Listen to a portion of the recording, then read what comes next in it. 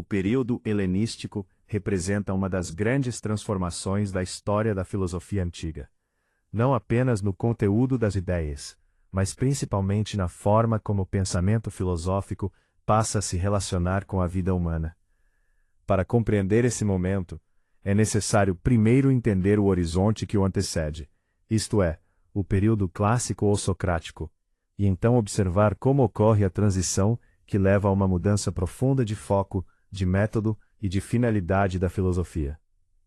No período clássico, a filosofia grega atinge seu ponto de maturidade com figuras como Sócrates, Platão e Aristóteles. Nesse contexto, a filosofia está fortemente vinculada à vida da polis, ou seja, da cidade-estado grega. O pensamento filosófico não é apenas uma reflexão abstrata sobre o mundo, mas uma tentativa de compreender a justiça, a virtude, a verdade e a organização da vida coletiva. Em Sócrates, a filosofia se expressa como exame da vida e busca da virtude através do diálogo.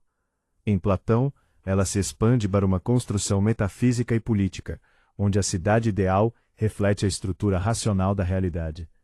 Em Aristóteles, a filosofia se sistematiza em diversas áreas do saber, sempre com forte conexão entre ética, política e a finalidade natural das coisas.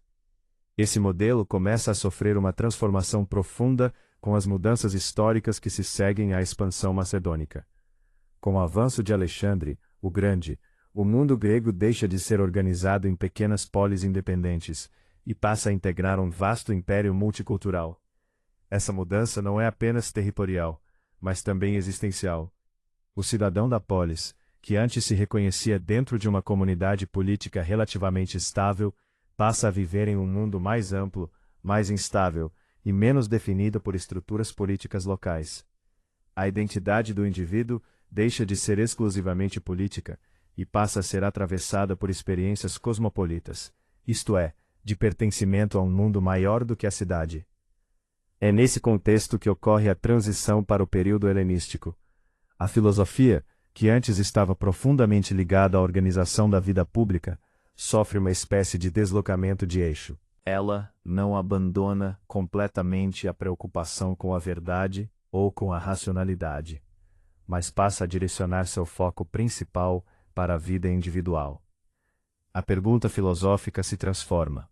Se antes se perguntava sobre a melhor forma de organizar a cidade e compreender a estrutura do ser, agora a questão central passa a ser: como o ser humano deve viver em um mundo que já não oferece estabilidade política, social e cultural? Essa mudança pode ser compreendida como uma ruptura, embora não absoluta, mas estrutural. Trata-se de uma reconfiguração do papel da filosofia. No período helenístico, o pensamento filosófico deixa de ser predominantemente uma investigação sobre o fundamento do mundo e da polis, e passa a se tornar uma prática de orientação da existência. A filosofia assume um caráter mais terapêutico e existencial, voltado para o equilíbrio da alma, para o controle das paixões e para a busca de uma forma de vida estável em meio à instabilidade do mundo. Esse novo cenário faz com que surjam diferentes escolas filosóficas, cada uma oferecendo uma resposta distinta ao problema da vida humana.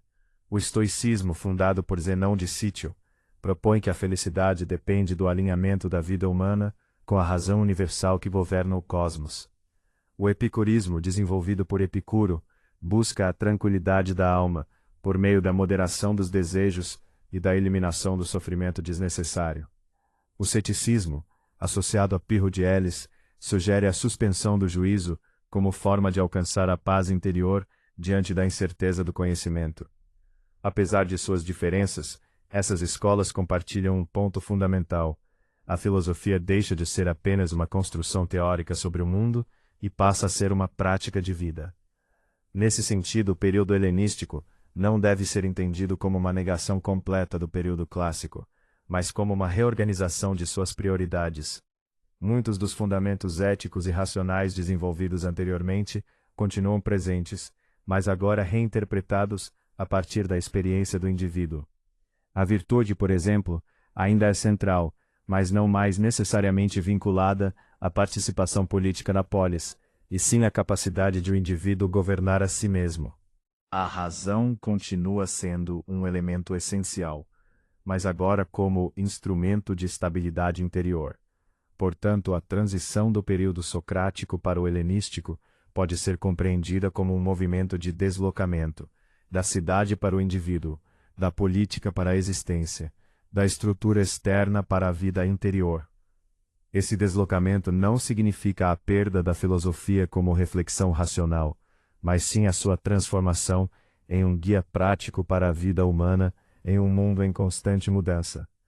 É exatamente essa mudança de foco que dará origem às grandes escolas helenísticas, que serão responsáveis por desenvolver novas formas de pensar a liberdade, o sofrimento, a felicidade e o sentido da existência. Esse panorama inicial é fundamental para compreender o período helenístico não como um conjunto isolado de doutrinas, mas como uma resposta histórica e filosófica a uma transformação profunda do mundo grego. A partir dele, torna-se possível avançar para o estudo das escolas específicas e dos filósofos que deram forma a essa nova maneira de pensar a vida.